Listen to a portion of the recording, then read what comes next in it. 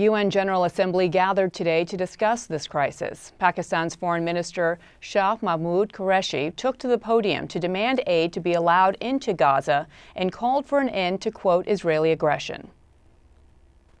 A just solution for Palestine is imperative for the maintenance of regional and global peace and security. Clearly, the onus for restoring peace rests on Israel. And the Pakistani foreign minister joins me now from New York. Mr. Minister, thank you so much for joining us. It has been a very busy day. From your end, do you hear any talks about a possible ceasefire coming anytime soon? I am convinced the tide is turning. I am convinced the public pressure, the pressure of public opinion is mounting, and ceasefire is inevitable. Israel is losing out. They're losing the media war despite their connections. They are losing the media war. The tide is turning. What are their connections? Deep pockets. What does that mean? Well, they're very influential people. I mean, they control media. I would call that an anti-Semitic remark. Well, you see, the point is they have a lot of influence and they get a lot of coverage. Now, what has balanced that is the citizen journalist who has been reporting, sharing video clips, and that has jolted people, and that has woken up people, and people who were sitting on the fence are today speaking up. Do you see how in different capitals of the world, in London, in Madrid, in Michigan, Chicago, every place from Sydney to the European capitals, people have come out and saying, put an end to this insanity. They're calling for an immediate ceasefire. Now, the Security Council has failed in forging a joint statement and coming out with a joint statement and forging a consensus. The General Assembly today is giving a clear message to the Security Council. It is your prime responsibility to ensure peace and security. Please live up to the UN Charter. But Mr. Ambassador, can we not separate the fact that there are calls for peace and for equal human rights for both sides, for Palestinians and for Israelis, without anti-Semitic talk and rhetoric? And we are seeing an increase in anti-Semitism throughout the world. Many of these protests are showing signs and images of anti-Semitism as well. Shouldn't you be condemning that? I will not justify any rocket attacks, and I cannot justify and I cannot condone the aerial bombardment that is taking place. But what about anti-Semitism? And what about Hamas's role in stopping the rockets? I am saying when you do not engage, when there are no negotiations, when there is occupation, when there's genocide, when there's war crimes, when there's ethnic cleansing, then an extremist element takes advantage of that situation. Avoid it. How do you avoid it? You avoid it by pursuing a two-state solution, by adhering to the Security Council resolutions, respecting them, implementing them, fulfilling the promises that have been made and have been often broken. So, I believe that the answer is Israelis and Palestinians living side by side in peace, and it can only be done through a two-state solution, through negotiations, by cessation of hostilities, and a ceasefire is the first step in that direction. Does that include condemning anti-Semitism and condemning statements? I am not justifying any of that. You began this conversation. I am so sorry. There's so many things I want to talk to you about, but I personally am offended as a journalist. You began this conversation by saying that suggesting that Israel has, quote, close friends and powerful friends in the media. That is an anti-Semitic trope. No. What I'm saying is the perception Look at the perception the world has. You cannot ignore that, ma'am. But that's a wrong perception. Could be wrong, but that's the perception.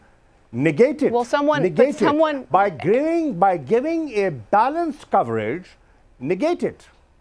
The onus is not on those who are being accused of things that aren't true. It's on people like you in powerful positions to say that that's wrong. Well, what we are saying, what is wrong, and I'm not shying away from that. What I'm saying is, this insanity must come to an end. We must promote dialogue. We must sit and talk, and we must promote peace. Israelis and Palestinians, everybody has a right to live. They have a right to protect their children. Look at what's happening. 230 innocent people have been killed. More than 50,000 people have been displaced. 50 schools have been bombed. Hospitals have been targeted. Red Cross has been targeted. The AP office, media outlets have been targeted. And what they're saying is, okay, if you think there was Hamas presence there, why don't you have an independent investigation? Well, I believe that Israel did provide in some information and shared intelligence with the U.S. But let's go back to the other side, because there are obviously Israeli casualties as well. And I keep bringing this up because if you're going to be an honest broker, then you have to approach something like this objectively. And that doesn't seem to be the place where you're coming from. Well, I am objective, and I would want to be objective. Loss of life, I will not condone. Every life, every human life is important to me. And what about you can agree, we can agree that Palestinian lives and Israeli lives are equally important? They're important, yes, they are.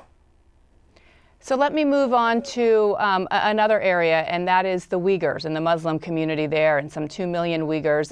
Many in the U.S. and many other countries around the world are calling their treatment genocide. And I'm wondering why we're not hearing the same from your government. Well, my government has always spoken with frankness. China is a very good friend of Pakistan.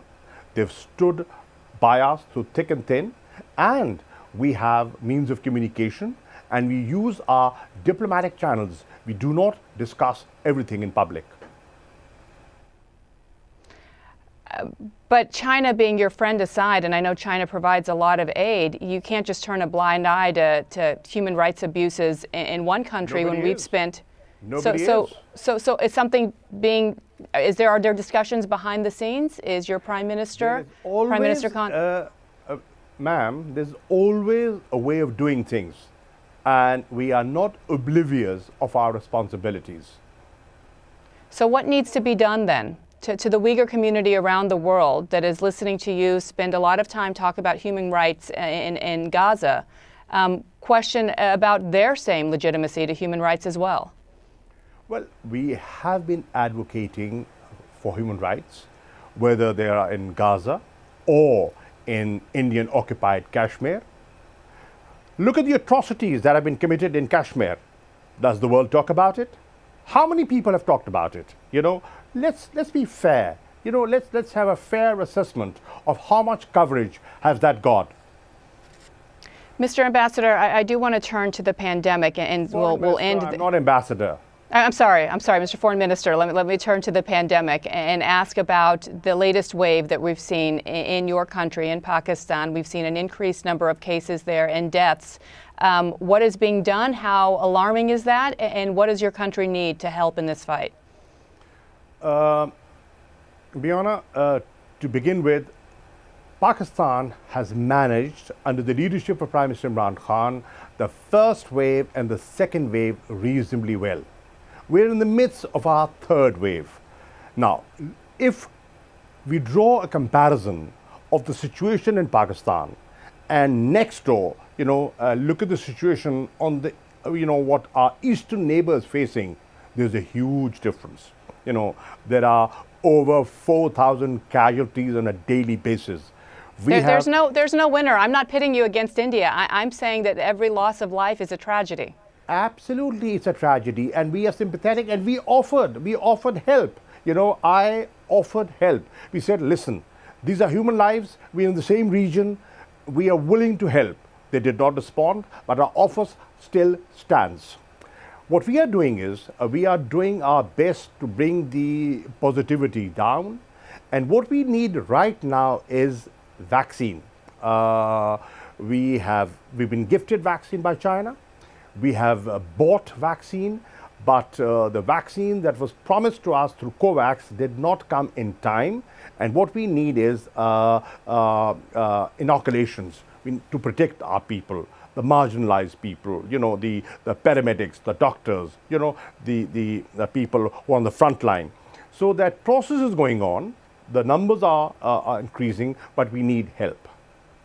Mr. Foreign Minister, thank you so much for your time. I would just ask you personally to please avoid using anti-Semitic tropes that you used at the beginning of our conversation. I think they are very... I have never been anti-Semitic, and I never will be.